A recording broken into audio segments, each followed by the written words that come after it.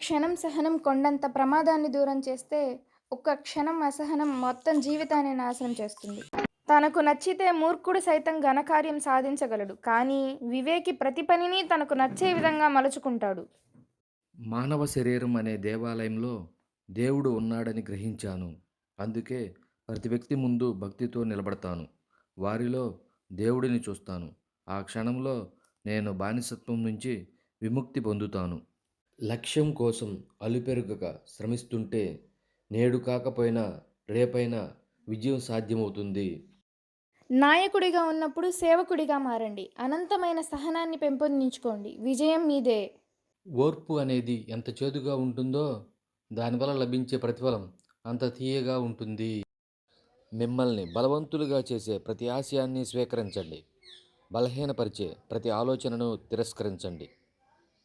సమస్యలొస్తే రాని, సవాళ్లు ఎదురైతే ఎదురవ్వని, ఓటమి తలుపు తడితే తట్టని, నిలుద్దాం, పోరాడదాం, గెలుద్దాం.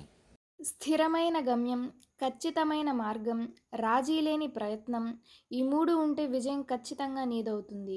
నిద్ర, కోపం, భయం, అలసట, సోమరితనం, పనివాయిదా ఈ 6 మనిషిని నాశనం చేసేవి.